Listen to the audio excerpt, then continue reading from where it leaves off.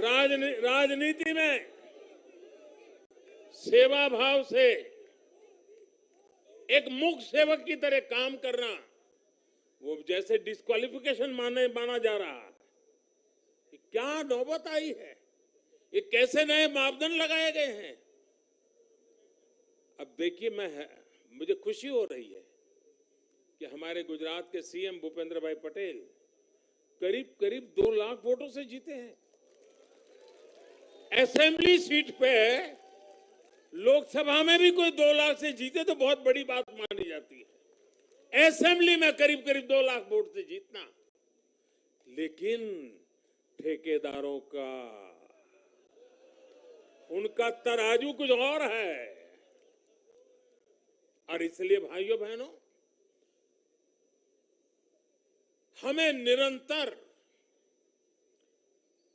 विपरीत इन जुल्मों के बीच में आगे बढ़ना है।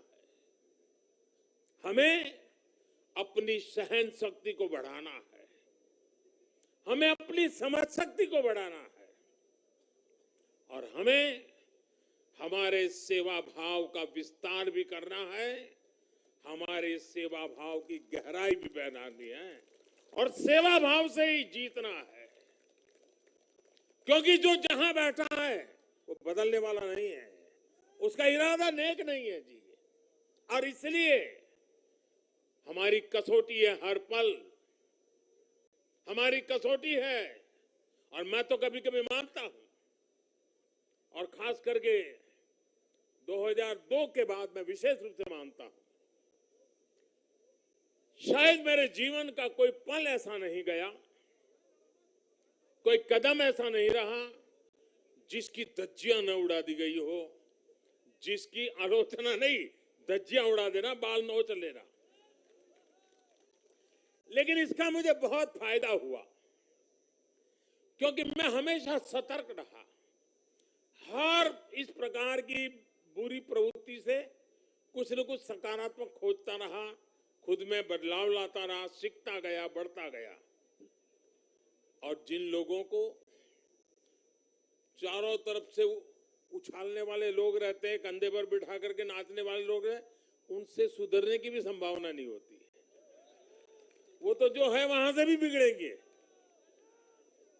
और इसलिए आलोचनाओं ने भी हमें बहुत सिखाया है।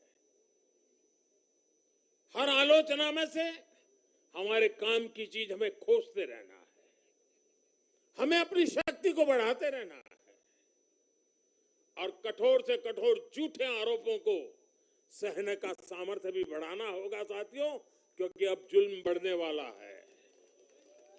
अब मान के चलिए, मुझ पर भी बढ़ने वाला है, आप सब पर भी बढ़ने वाला है, क्योंकि ये सहन नहीं कर पाएंगे, ये पचा नहीं पाएंगे। और उसका जवाब यही है, हमें अपनी सहन शक्ति बढ़ाना है, हमें अपनी समझदारी का विस्तार करना है, हमें अधिक से अधिक लोगों को समावेश करने की दिशा में अपने हाथ चौड़ा करके लोगों को स्वीकारना है, स्वागत करना है।